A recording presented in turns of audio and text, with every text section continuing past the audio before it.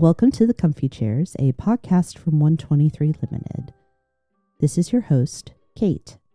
Leadership and leadership development are the heart of this podcast, and we've devoted time to exploring effective team building from a leader's perspective. But what about building a team of leaders? What's different, and what remains the same?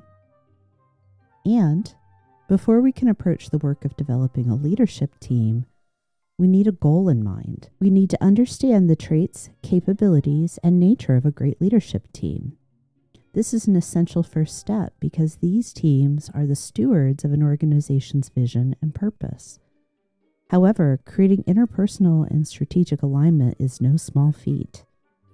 This is why I'm happy to be joined today by James Madison, founder and CEO of On Purpose Life.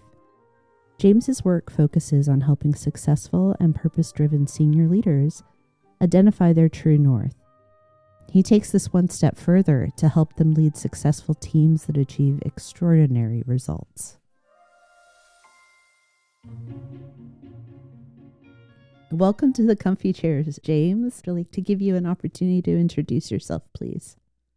Yeah, I'm James Madison, CEO, I like to say, Chief Energy Officer of On Purpose Life, really igniting purpose-driven leadership for leaders, taking high achievers into making them high-impact leaders with teams. That's what I love to do. And people say, like, okay, but what does all that mean?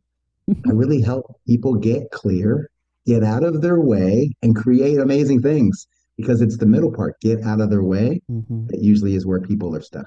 Yeah. Including myself. Right. That's kind of what we were talking about in That's our what we were warm-up, saying, right? isn't it? Sometimes you just have to take the time to understand, what am I trying to do? That's right.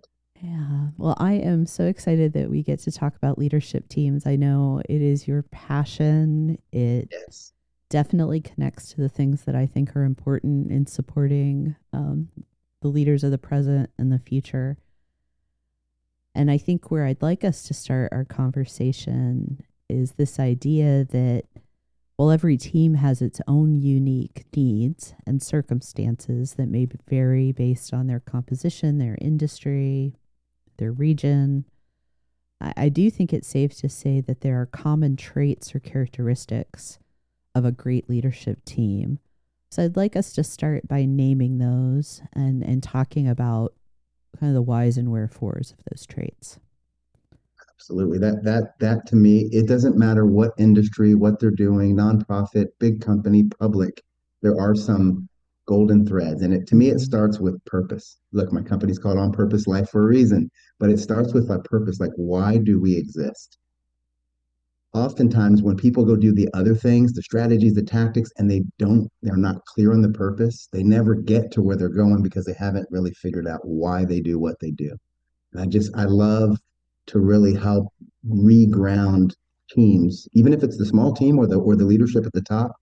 Why do you do what you do? Not how do you do it or what do you do? Everybody can talk about that, but really getting grounded, because what happens when you understand purpose is there's a greater alignment of every action, every thought, every decision. That's that true north that I talk about. So to me, purpose and alignment, it starts with that. Love it. I love it. I think something I would add that in my mind connects very closely, but I may need to explain it more, is that in addition to having that clarity of purpose, there also needs to be a certain level of humility and curiosity that the team shares, not just the individuals, but that the team recognizes we have more to learn. We are not there yet. Which I think ties to purpose because it tells a story that we are working towards this thing with each other. Right. Otherwise, you've done the job, turn off the lights and go home, right? Right. So what are some other traits that you would highlight? So here's the one that ties directly to what you just said that I would go to next. Vision. What does it look like in the future? That's the aim. It isn't necessarily a destination, but the vision stretches people. There's the curiosity, the creativity. It actually calls people to a higher place, Mm-hmm. higher skills, higher levels of collaboration, higher innovation. Like we were just talking about, Yeah. tools, AI tools. But when you have a vision of what it looks like, I did an exercise with the team 2 years ago, actually now, had them all close their eyes. Some of them laid on the floor. Okay. And I said, I want you to, and I walked them through a day, 7 years Mm. from now or then, 2030. Imagine you get up and you eat breakfast. Like, and I walked them through their town and all, and they got to see first what it looked like. Then I had them come back in the room, wake up, right, Mm-hmm. and write it all down. And then they shared it. And there were some of the most amazing, like you said, curiosity, dreams about how the city would look and what went on. Mm. Well, that picture is the basis for all the work that we're doing. And that says, we're going to get there. There's things we're doing today we need to stop doing. And there's things that we're not doing today that we need to start doing. It's kind of that, if you've heard of that book, 10x is easier than 2x. I don't know if you've heard of that book, but I it's kind haven't. of, that's the idea is when you have a picture of the future vision, yourself or the organization, it makes it really clear to look at today and go, there are things that will prevent us getting there, and there are things we need to start doing. It gets really clear. So Yeah. to your point, that brings out that creativity Mm-hmm. in people and curiosity. Yeah. This is a shameless self plug, by the way, James. I apologize, but not entirely for it. I cannot support your comments about vision enough because I am currently working toward putting out a workbook for folks on creating a personal vision statement. Yes, Yeah, so I'm yes. hoping that that'll Uh-huh. be out in the next month or so if I can, Uh-huh. kind of keep things moving forward. But purpose and vision are one closely linked, and without having that picture of the future that you put yourself in, Yep, whether again it's an individual or as a team or an organization, you're just going to ramble around, and yeah, that's waste at best. At the totally. best of times it's just waste of time and effort, but leadership teams have to. I In my introduction I talked about how they're stewards of vision and purpose and culture. Absolutely. That's perfect. Yeah. Mm, Yeah, and that mm, understanding that they don't necessarily own it in hmm. the terms of it's shared with everyone, but they have to hold it carefully.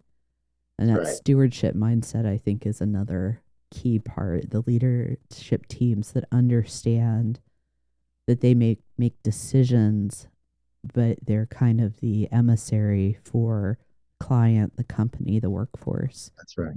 So important. That's right. The word I use is cast a vision. I love Yes. this idea of casting, like you cast a fishing rod, it's like throwing it out there Mm-hmm. and then stepping back and seeing what it will take to get there. I just coached a leader just before we got on, and as we were going through some questions, she got to this place of, well, here's what I told her. Your team is perfectly designed to get the results that you're complaining about because you've set up the structure to deliver those results. That's your job as the leader. We're Yes. perfectly designed. You're an OD person. We're perfectly designed to get the results we achieve. That's exactly right. So don't be disappointed. And she went, and I said, what's causing? She went, oh my God. So I had to do this exercise to create the perfect system for screwing Mm-hmm. things up. Right? It sounds kind of counterintuitive. Like, what's your perfect No. system for having to do the work for your team? And she laughed, and so she told me her perfect system because she does it well, right? And what she realized is like, oh, I don't ever share the vision with them. Matter of Uh-huh. fact, I don't even take time to create the vision. We're on a hamster wheel. And she went, oh, there was her insight. Right? So at the end of our That's session, magnificent. we spent time carving. She said, well, how do I find time to be strategic?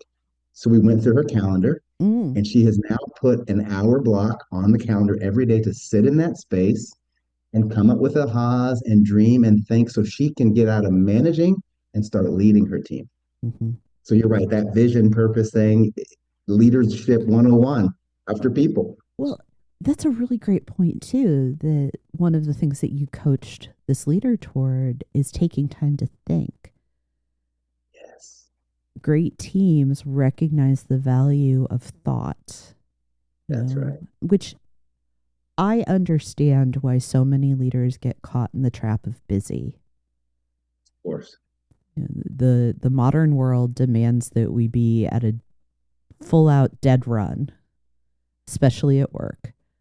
And having time carved out to sit and think can be very, very like peer pressure type challenge. Absolutely. But leaders have to do it. They have to. It's not just, Otherwise, hmm yeah, it's not just authors or quote unquote thought leaders. Leaders have to think, that's right. and the That's right. teams And what need to value it. Sorry. they do. No, so what I helped her with, because there was that counterbalance of feeling guilty for carving that out and not going to certain meetings. And I said, well, let me ask you a question. Finish this sentence. When I create time to strategically think, the value to my team is, and we came up with 10 things. Yeah. So she could see, they can see the picture, they can take initiative, they feel responsible, they're more accomplished. There's better like all. So I said, let's flip it around. When you don't carve out that time, you are the limit to your team doing all these things. Then Mm-hmm. it was like, Yeah. I'm the limit to my team growing. You're the lid. Mm-hmm.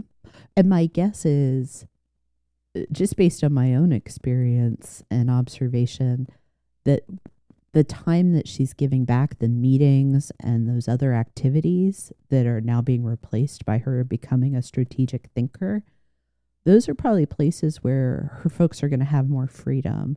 It's not going to be the boss is watching us at any moment. We can't take action without her.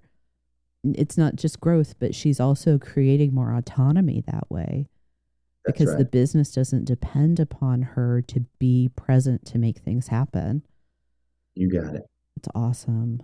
Yeah. Yeah. And then the last piece of it is before that, we had worked on the story she had in her head that busy equals worthy. We all Mm-hmm. have a story from childhood that we made up a Oh, lie about yeah. ourselves, and that drives us. I'm not good enough. I'm not smart enough. Well, we removed that story. Well, guess why her system was set up the way it is?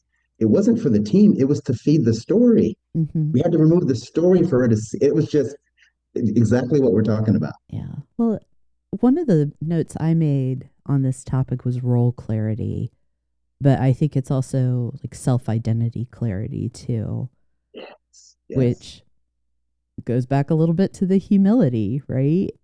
And purpose. If I am here for this reason, where do my strengths support it? And where do I need to mitigate and manage my weaknesses? Right. And I have to understand I'm making decisions based on the story I tell myself about myself That's right. as well. It's ugh, it's hard, humbling work if you're willing to lead that way, and I think it is the right way to lead. Yeah. But let's take it back to that team Okay. setting. Yes. So I want to refer back to some of the questions I posed in the introduction, James. So there's team building, and then there's leadership team building. What's the same, and what's different about them? Yeah. What I thought about that, if I really, at the simplest level, the difference between the two is the level of impact Mm-hmm. that the senior team can have on an organization versus any team. But if you looked at them side by side, some of the elements are the same, right? It's again that vision and purpose and alignment. You just mentioned clear roles and structure. It's good communication and conflict management. And a lot of teams avoid conflict, which the Mm-hmm. best teams, the championship teams have conflict. They're good at navigating conflict to get the best. Yeah. 1 + 1 = 11 when you allow for conflict, right? And you don't avoid it. Communication, right? Mm-hmm. Different communication styles. And it's not a style of communication. Each person has a different perspective and a lens. And it's tension that's created when they bring their lens. And if their lens is informed by the story about their own personal belief about themselves, like I just talked about, that adds a whole other dynamic. Imagine a team of 14 people. I don't know what the math is on how many relationships there are. Think about 1 and 13 and 1 and 13 and do in multi Mm-hmm. there's I don't know hundreds of relationships that are going on. So there's going to be conflict. There's going to be different communication styles. And that doesn't matter what type of team it is. But Yeah. that senior team, if they don't get good at that, it affects everything. I mean, that is the lid. A statement I heard recently said the relational health of an executive team directly impacts the relational health of the organization and the level of Yes. business success, period. Yes. You got 160 having relationships going on and trying to make that work. That's why the impact might be different because the scope of responsibility is so much Hmm. greater. I think level of impact and also level of intent, like the intentionality. And Yes. I don't want to like eschew frontline team building. There has to be intention. There has to be thought put into it. But I think just like the impact becomes exponential, the intent has to be exponential, which is kind of ironic because in my experience, I think there's this presumption that, oh, we're senior leaders. We just know how to do this. And Sure. I am sorry, but no, it has to No. be so intentional how you're crafting the relationships, how you're looking at the um, the balances, the where strengths and weaknesses, really putting the puzzle pieces together. It's the difference, I would say, between like 100-piece puzzle and 1,000-piece puzzle. Mhm. And there's still challenge with 100 pieces. Team building is still a challenge, but because of the intricacies and the complexity, the higher you go in the organization, the amount of planfulness and mindfulness that goes into that leadership team's formation and Yes. constantly reforming has to be accounted for. And I think it's a missed opportunity in so many organizations. That's right. Here's the other big thing that I've seen, and I say this to a lot of executives. The things that you did in your career that got you promoted to this table Mm-hmm. are very different than the things that are going to help you be successful at this table. It isn't about running a function and an operation. It is now about influence, people that don't report to you. It's about connecting the dots. It's about actually challenging in somebody else's backyard that's not yours because you are now sitting at the round table that runs a business and not a function. Not everybody makes that leap. Not everybody who was a superstar is a superstar at the executive table. Different set of skills. I think we need to normalize that it is entirely acceptable to be amazing in a particular area, to be able to lead a division. Frankly, I couldn't operate a maintenance department. And I'm a pretty like agile learning kind of gal, but I couldn't do it. That doesn't mean that I'm not capable of being great where I am or that I'm not capable of X, right? It has to be okay that not everyone ends up in the C suite. That's right. And we have to honor the roles that do things like expert level executive leadership outside of the C suite. I don't know about you, James. This is the direction I'm kind of drifting at the moment, but I have just witnessed any number of C-suite level teams in organizations that it is like the in group and the out group. Yes. And Totally. it one, the relationship shouldn't be functioning like high school cliques. It shouldn't be positioned that way.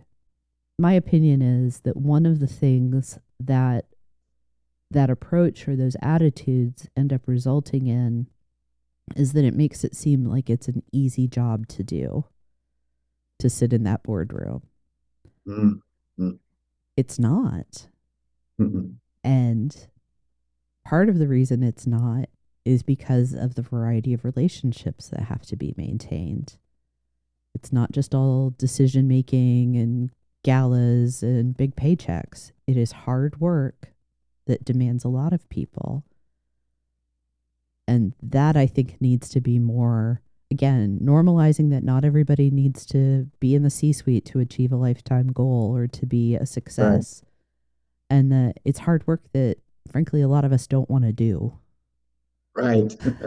Yeah, and some people are not going to be good at it because what No. they did to get there won't, and it's this fallacy that, oh, I did a good, let's promote them to that. And Mm-hmm. sometimes that's then what you get, those factions like you talked about. I call it Survivor Island. Oh, yeah. Yeah. It's the alliances that go on Mm-hmm. because people aren't necessarily in the right role or whatever the case may be. And that becomes the biggest barrier to the team's relational health, creating the organizational health, creating the business results. Mm-hmm. Yeah. What's interesting is the whole like what got you here won't get you there Yes. is true even for those teams. Like what got you to the start of 2025 may not get you to the end of it. Just the That's right. nature of how rapidly things are changing and unfolding, and that level of agility and nimbleness is so important for the health. And to your point, I think you're making a really good point here, James, that all of this hinges upon are there healthy relationships? Probably more so even than like subject matter expertise or I don't know, intelligence or other factors. Can Mhm. How do you go about measuring the health of the relationships on a team? Gosh, so some of the next things that I was going to share really gets into trust. Yes. Trust is the foundation. Like without trust, do not pass go. Right? Mm-hmm. Once you've got alignment and vision and you've got roles and you've got alignment and structure, it comes down to trust. And then trust is built through communication, how they navigate conflict. These are some of the things to actually work on. What does accountability look like in terms of people stepping up? How about a old term from back in the day, coaching and feedback? Are people open and receptive?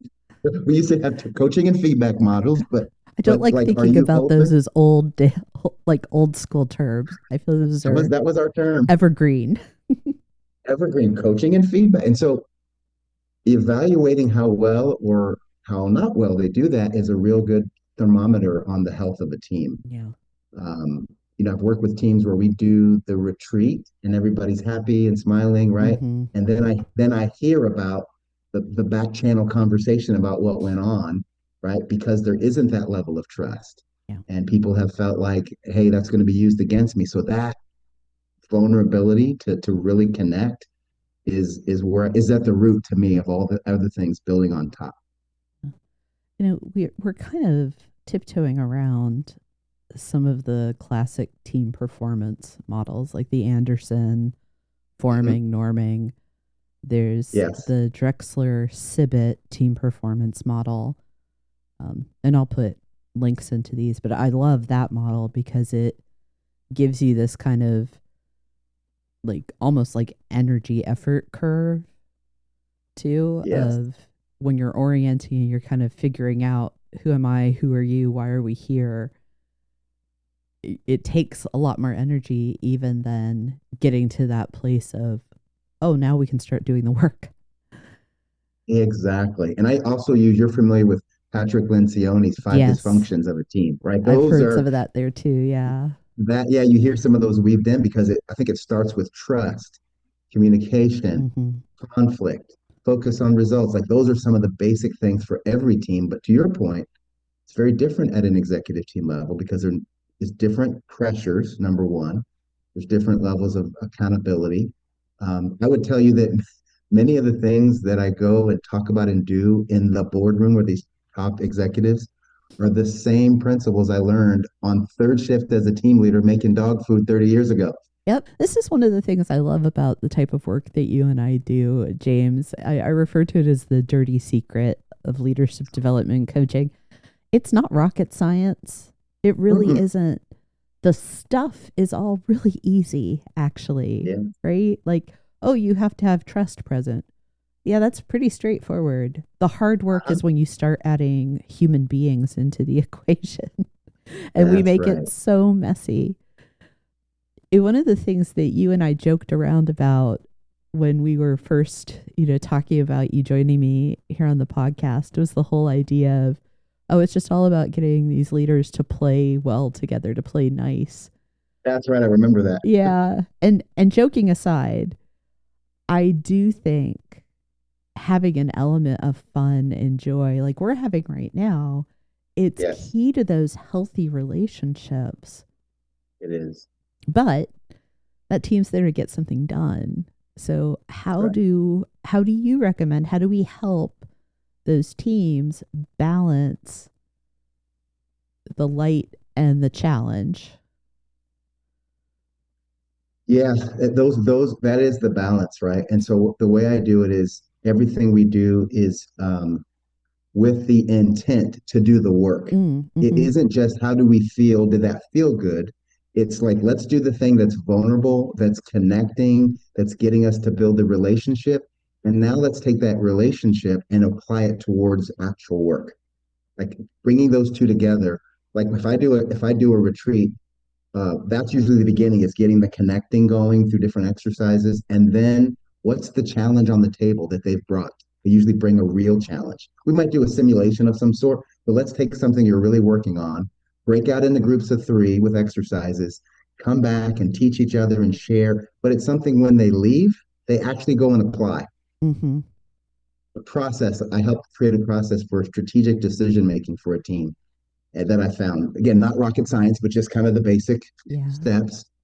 They worked through an actual exercise that day. I coached a guy yesterday who showed me the laminated version of his. He's got those 10 steps that he talks to his team about and he does, and now they're doing that. Wonderful. So it is not just feel good to feel good, but it's connect so that we can perform. The question I'm trying to form is, what are some connect to perform type activities that you have found to be really effective for teams? Yeah. So if this here's the belief you have to understand first at the root of these, which is, and I said this to an executive team recently, the things that they come into conflict about, the Mm. things that they go into survivor mode about have nothing to do with the business, the dollars, the cents, the things on the table. It has to do with each one of them has this, what I call lying belief about themselves that was formed at 8 years old. Mm-hmm. I'm not good enough, smart enough, something enough, something enough. And when they're in the room and somebody says something, it activates or triggers that thing. They get taken out. And what you get is the response to that. That's where the real, it's not about the millions of dollars and the people, it's this other thing that's going on. And so what I do is do a lot of work to get to a place of vulnerability with that. And if people can put that aside and recognize that and create from their true identity and not the story they've told themselves, it makes it fertile ground for good things that we plant to actually grow. And so, my favorite question we start out most of these retreats with is we're going to do an exercise called The One Thing I Don't Want You to Know About Me Right Now. Ooh, You heard that, right? You felt that. yeah. Like That my starts stomach clenched. right? And what I find happens is, and I've done this with groups of 250 people at a talk, and when people speak the thing, I just left home and this thing fell and that broke, and just like it could be simple things, it could be deep things. There's this weight that gets lifted and the mask that comes off, and now people get real. And Mm-hmm. everything we do after that is at that place of connection because they say, wow, I always say, has anybody ever else felt that? And all the hands go up. Anybody else ever experienced that feeling of not being good enough? And now they go, oh wow, we're all the same with Mm-hmm. different little, okay, let's breathe and now build from there. Yeah. I love that exercise. And what I'm wondering, questioning, finding could be challenging is if you are part of a leadership team that doesn't have a high level of trust yet, is that the right approach? And I think the larger question is, because human beings are trying to keep ourselves safe. We Yes. carry around these ideas that I'm going to be hurt by someone or by something. It's just human nature. It doesn't make anyone bad or wrong. Because of that, if there's not yet psychological safety on a team, that trust can't exist. And some people may not be willing to fully participate. out of fear. So it, maybe I'm having this cart before the horse, chicken or egg moment. Um, I can see how an exercise like something you don't want to know, I don't want you to know about me, could be a step toward that, to building trust. But if trust is broken or non existent, is that the best place to start? So here's my experience has been, um, yes, it's always a good place to start because there's Okay. different levels of this. Okay. And remember, everybody has powerful choice no matter what we're doing. And I've seen some people go in with the crying thing and the tears, the most impactful story, and others say, my cat threw up on my clothes this morning, and okay. And everybody is where they are, and there's no judgment for everybody to be the same. And then as we've done it more, then people may go deeper. But what I typically do is Mm-hmm. I go first and I pull out something that's like a gut wrenching heart kind of thing to set the tone. And guess who goes second in the team? Chief, the The leader. executive. The Mm-hmm. leader go. The leader. I cue the leader up because usually I'm not working with a leader who doesn't want to do this. Like that's who hires me.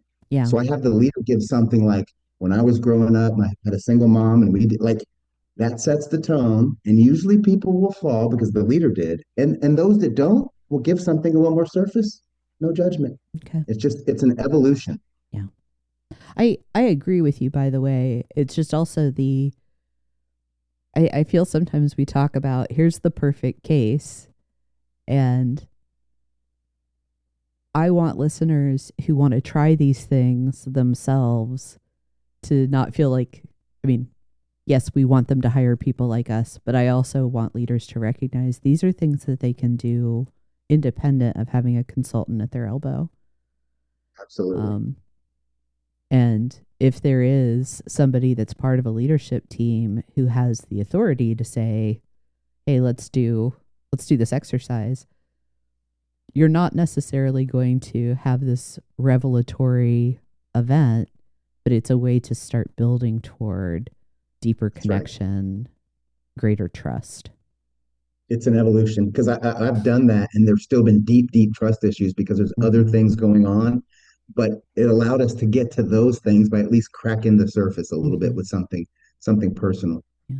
Well, that raises another really important point. This is not a one and done proposition.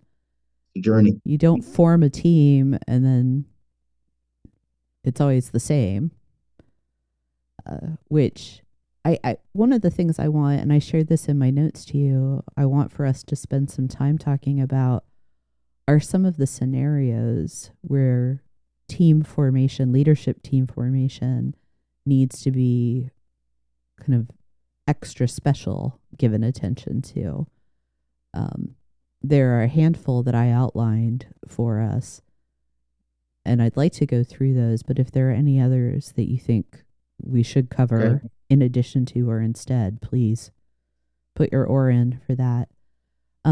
There's the sort of, I almost see it on like this spectrum of uh, challenging but not as challenging to super challenging. And on the somewhat easier, relatively speaking, end is when you have the opportunity to form a new team from scratch. Right. Right. So what are some of the approaches, the strategies, the tactics that you find to be especially effective for those brand new teams? Yeah. So I worked in a facility years ago that was a greenfield site for what we used to call high commitment work systems. Right. So it was we used to have McKinsey that came into Oh the yeah. plant. Like it was a big experiment with I worked for Colgate Palmolive, Mm. and so this was a pet food plant. And they decided to make the instead of retrofit to teams, it was a greenfield terms that we use, guiding principles, the titles of the leaders.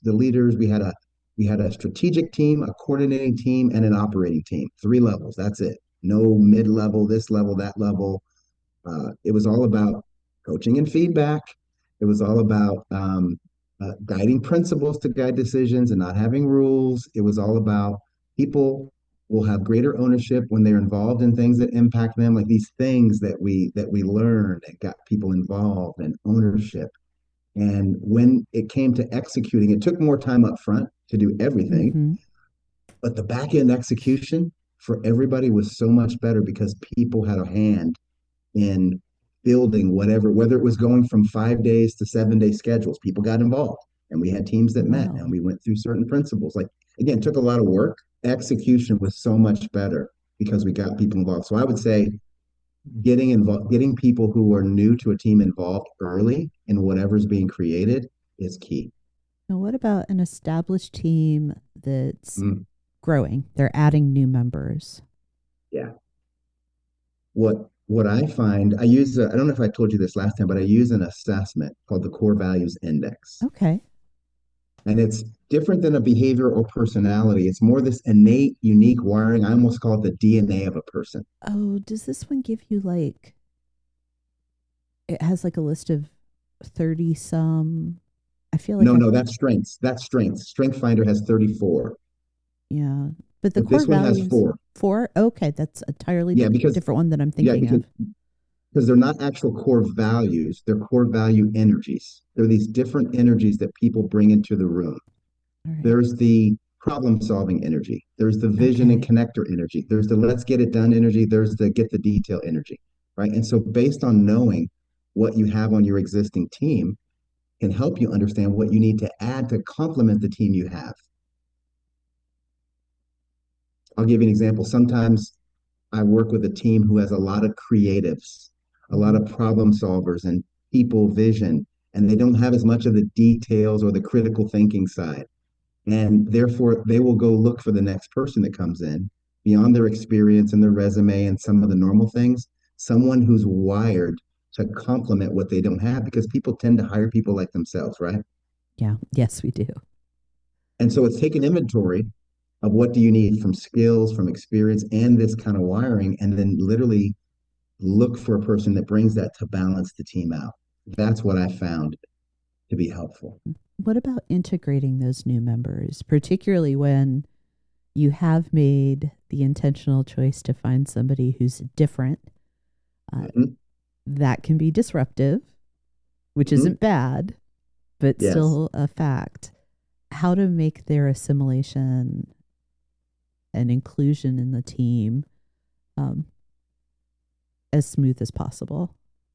Yeah. You and I talked about this. Team development is a journey. Mm-hmm. And where I've seen it done best with a team is we actually met and did this exercise with the team and worked through some things and then collectively identify what was missing, what was needed. When they hired the next person, they hired a person with that kind of a profile because it fit the team.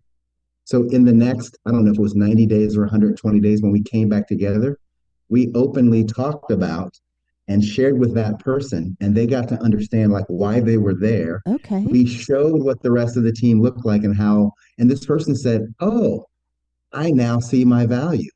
I see that nobody else brings this particular unique thing and that's my responsibility." And that just made that person feel so good. Yeah, that's wonderful. I love that. Those are the types of things that any level we should be very Any level. transparent about. That's right.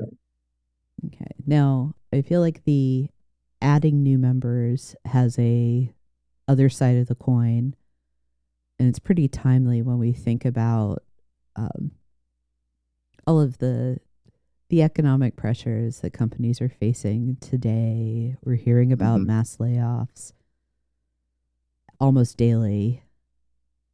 When a leadership team has to make changes to its composition and structure because a position's been eliminated, somebody's left the organization and it's not being replaced, that is a process.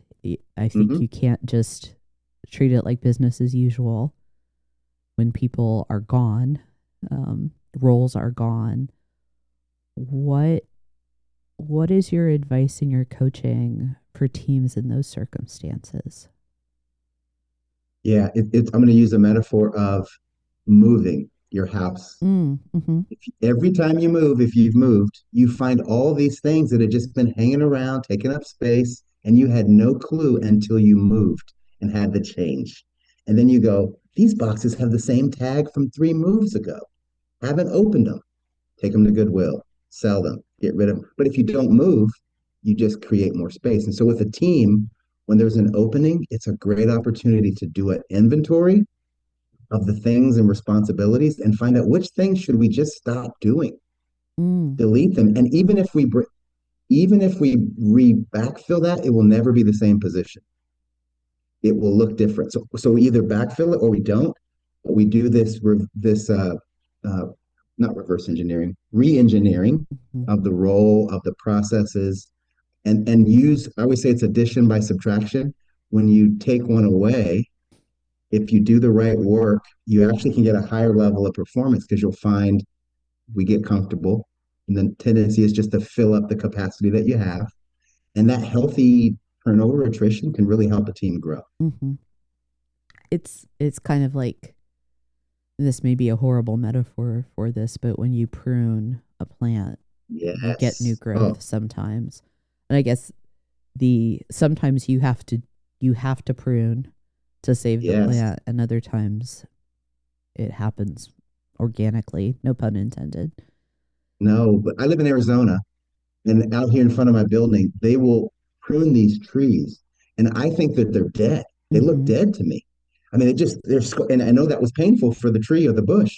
And then the spring comes, and they're beautiful because Mm-hmm. the main parts of it that needed the resources were being starved out by all the dead pieces. Mm-hmm. And when you prune, so that's to your point. When someone leaves, that's a chance to prune. Mm-hmm. And what comes out of that can be beautiful with that new season, new energy. Yeah, that's a Yeah. good metaphor. I love that. My sardonic self is having a moment, and I feel like um I have to account for it. I have to balance it out and say, we're not saying that people that leave the organization under these circumstances are dead wood.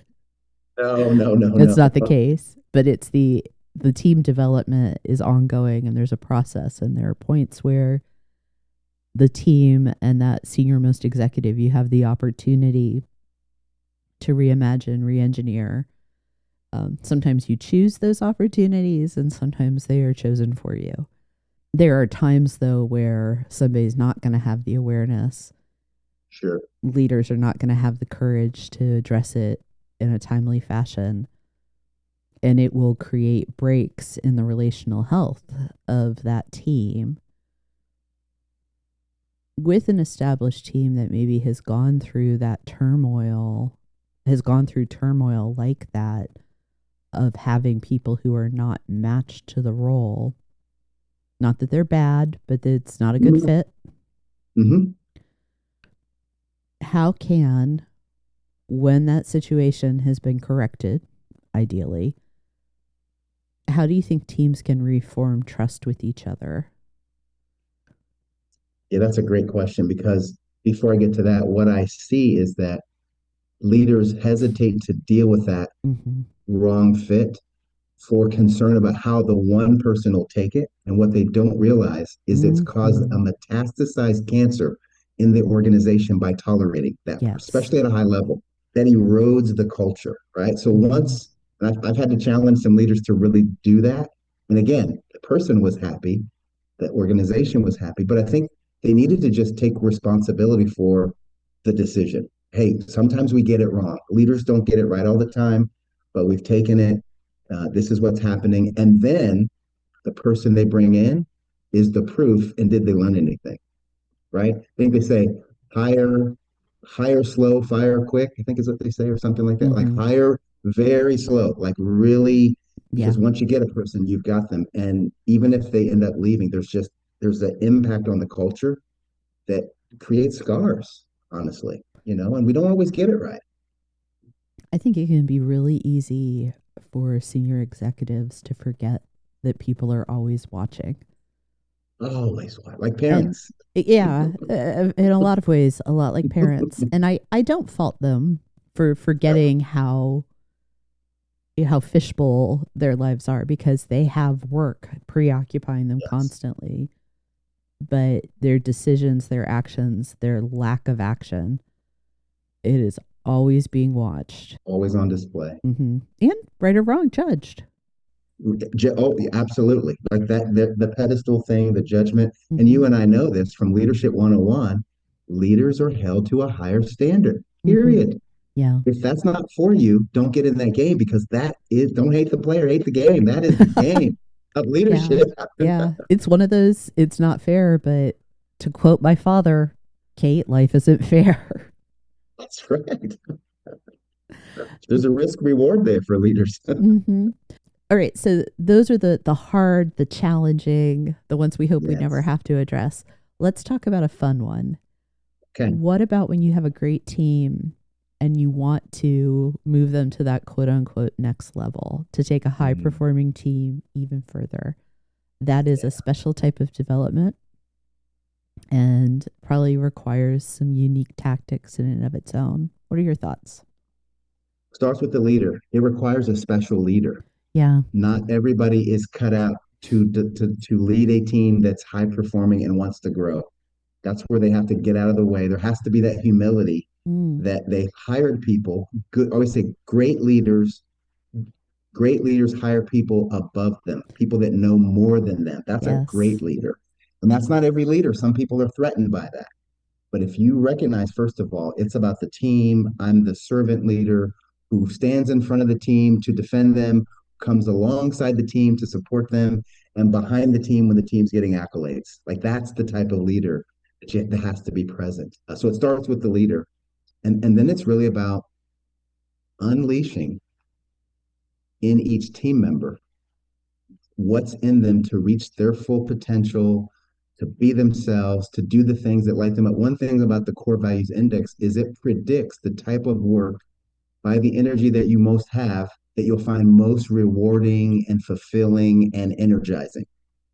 And so there's a team I'm thinking about that's probably exactly what we're talking about. And we've Yeah. spent a lot of time helping them understand themselves, the work, and matching their level of excitement and impact to the work. And the leader kind of matches those things up and puts those together and then steps back, creates the vision, helps them understand the why, boundaries maybe on the what, but doesn't get involved in the how. Like that stage, we used to call it stage 4. You start to get towards self-directed at stage 5, but moving from 3 to 4 is when you kind of help with that and then step back and then become more of a resource to the team than the person out front driving the bus. Yeah. I was reminded one of our favorite TV shows in my home is a show that didn't get enough credit. It was sort of a flash in the pan, unfortunately, but it's amazing. Highly recommend. It's called Sports Night. Sports night. It's Okay. a show about a sports show that's not about sports. That's like kind of what the show is.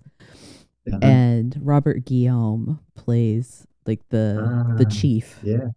in Uh-huh. the production crew for this show. A character named Isaac Jaffe, and he's having this moment of confrontation with one of his on air talent, talking about trust essentially.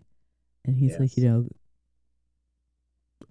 it's being a good leader means that you bring smart people in. Being a smart leader means you bring people smarter than you. And That's the statement. I hired you because you are smarter at this. You are smarter That's right.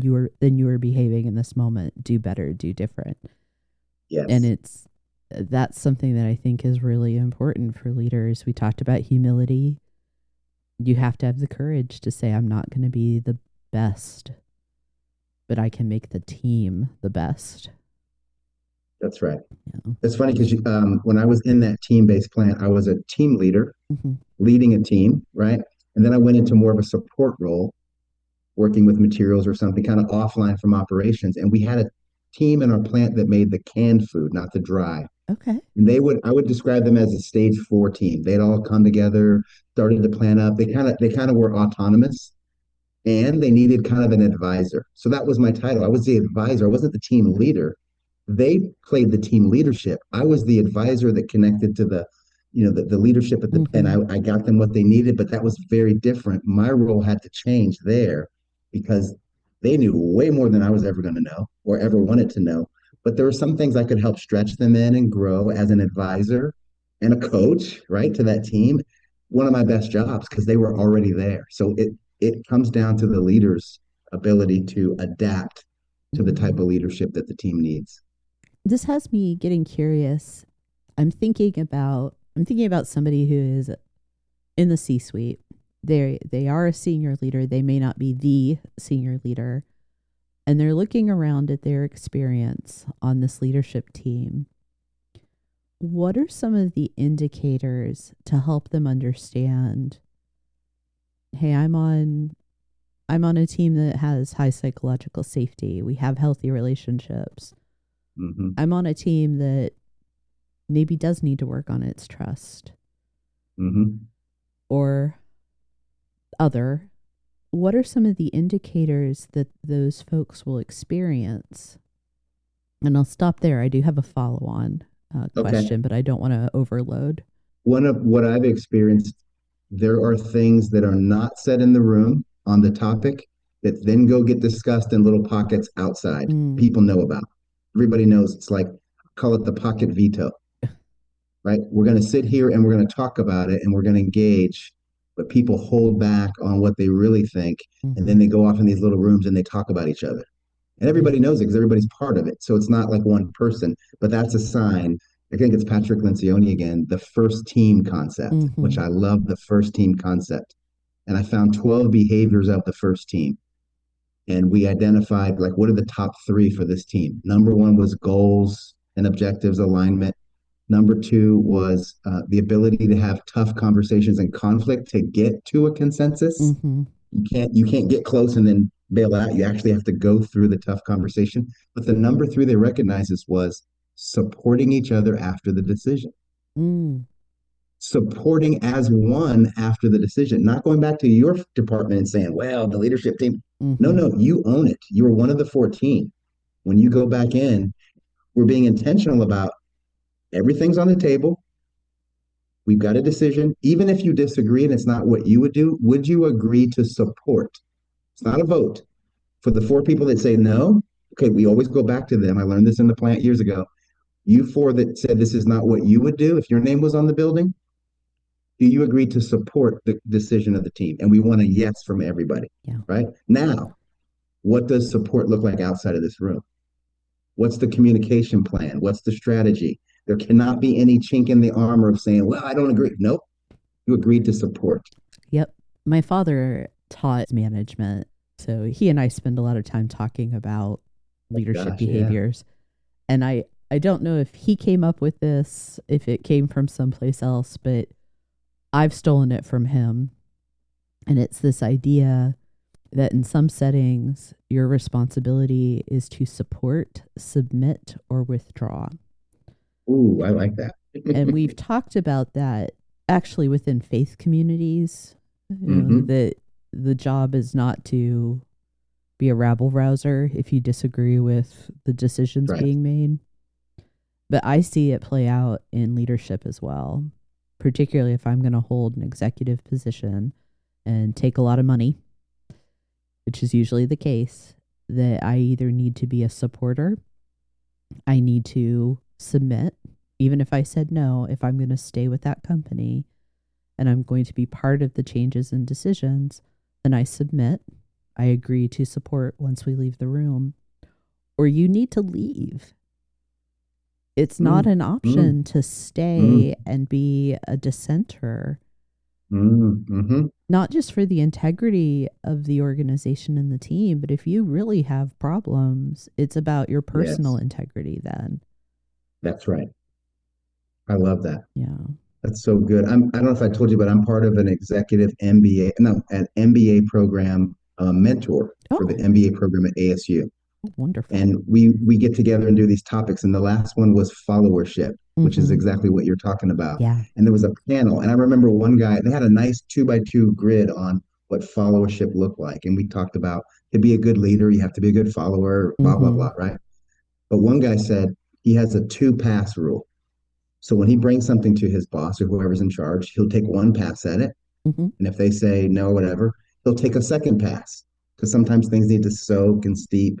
And after two, he's shifting. He Yeah. figures they've got what they need. It's my time to, support, submit, typically not withdraw. But the Yeah. idea is I'm going to do two passes and I know that they've got it and I trust that they know something I don't know and I move on. I love this, what you just laid out. I have that mental model of support, submit, withdraw that informs this. It's the behind closed doors. When I've been part of leadership teams and decisions are being made, if it's not appropriate for the team discussion, because sometimes even that, you need to take it into a one-on-one with your executive, whoever that senior leader is in your structure. You're like, the door is shut. I have concerns. I want to be able to discuss this with you.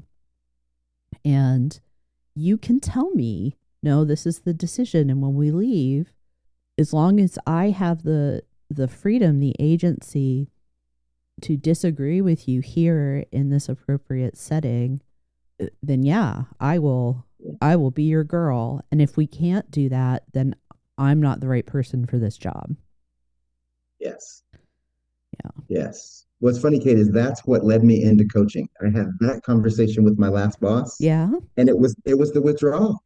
When I got really clear that what it took to be successful going forward, because the organization had changed, right? So before Mm-hmm. it was one thing, and all of a sudden I felt set free when he described what it would take to what success looked like. I went, that's not me, and that I don't ever want that to me. And I was set Mm-hmm. free, and I withdrew, and we came with a plan, and it was this exactly what you said. It just Yeah. wasn't my place anymore. But I'm not going to spend any stress trying to make it work because we kind of both came to that at the same Mm-hmm. time. And it was this great, wow, I can now be set free and look at what I'm doing. It set me up Yeah. to do this. And he said to me, you really get excited when it comes to people and their growth and their development of your team. You need to be doing that full time. Mm-hmm. Voila. Yeah. Well, I was taking this approach of like, oh, they're making these bad choices and I can't live with it anymore. There can also be a highly positive, like the company is moving in a direction that is wonderful for it, but I'm at a point in my career or my personal life or my own interests where I'm no longer aligned with that. Bingo. Yeah. So I can stay and I can be a problem or I can choose to leave. It's interesting to me, James, we kind of keep defaulting. We're talking about teams and team dynamic and team characteristics, but we kind of keep coming back to those individual leaders as well. That's And yeah, you're you right. can't, there is no, this one comes first or this one comes next. That those great leadership teams are made of great leaders. Not perfect Yeah. No, by but any but stretch great. because they're people, but great leaders make great teams. So, You're absolutely right. And here's the thread that I see that the big thing for any leader is this continuum between control and surrender. oh, Let me tell you this blew my mind when I figured this out, and I see it everywhere. So we know what happens when we try to control situations that are out of our control. It results in stress, worry, anxiety, doubt, panic, fear, heart attacks, and all the vices of the world to deal with the stress that's created, right? We all know that. Burnout. Surrender does not look like wave the white flag, does not look like give up. Surrender says it is what it is, and I have a powerful choice in the next move. There are no victims, only willing participants. So it is happening. It's going whatever. And here's the key that unlocks it. Acceptance does not mean agreement. yes. Accepting what is, I used to think acceptance meant I'm agreeing, so I don't accept that. That's what I don't accept. No, no, no, no, no. Accept it is what it is. You don't have to agree. And you still always have powerful choice. If a leader can get that into their brain and employee, it makes dealing with all the things that are out of control, out of their control, so much easier because they, like you said, withdrawal can be a choice. I Mm-hmm. left. That was my choice. I accepted it. I didn't argue when he told me what it was. I went, that's not for me. Right? And I moved on. Right. We always have that Yeah. choice. Well, we live by this fallacy. It's such flawed logic that choice means we're always happy about it. You do always have a choice in Always. at least in this context, right? You may not like your choices, but you Absolutely. have a choice. You And do have a choice. recognizing that and kind of embracing, I love this powerful choice, willing participant. I have agency. I may not Agency. enjoy the choice that I have to make. I may not Yes. like my options, but I still have the power of choice in this setting. Always. Always. And I think leaders have to constantly recognize, if you have the authority of a senior level position, things are not happening to you. You know, there are events that may be outside of your control, but you always have choice. But you love this great visual. I say, when you point at somebody or point at something that's causing it, there's three fingers pointing right back at you. Yeah. Right? That's where you get to use your agency, and that's where leaders are made. Mm-hmm. Extraordinary leaders are made. Yeah. Well, I don't know that we can do any better than that statement, Mr. That Madison. feels like That a mic is, drop moment, doesn't it it? does. Totally. Like, hats off to you. I'm like almost afraid to keep talking because that was so perfect. Yeah. So I'm gonna wrap us up then beautifully and ask, do you have any additional thoughts that you'd like to share? I know that you were telling me that you've kind of got sort of a refresh and re-energized approach to what you're doing this year. If there's anything like that that you would like to share, please do. And then we'll say our goodbyes, sir. Yeah, what I say to any leaders listening, right, is really understand at the core the value that you bring, the unique value that Mm-hmm. you bring anywhere that's transferable, and the impact that you want to create in the world, right? We live a created life, not Mm. a reported on life, but we can live a created life if we understand our value and the impact that we want to create. That's legacy stuff, right? That is more than success. That is more like significance, right? So that's what I'd say. That's what I learned. And for me, it's really helped me focus on these, leadership and team performance at the highest levels. Because when I'm working with a senior executive team that leads a 3,200 person organization, guess whose impact also is magnified? Mine, Mm-hmm. which is part of my purpose to ignite purposeful growth. That just gets magnified by those leaders, which also fills my cup. So that's what I love to do. That's why I love doing the things I do. Those are the things my clients get from me. I love talking to you. This has been like the most engaging, thought-provoking. Leadership is a passion of mine. Mm-hmm. Because there's a lot of bad leadership out there, Yes, and there's a there lot of is. extraordinary leadership, and there's a lot of room for growth. Mm-hmm. So I just love camping out in the body of knowledge of leadership. So I just thank you for having me on. It's been great.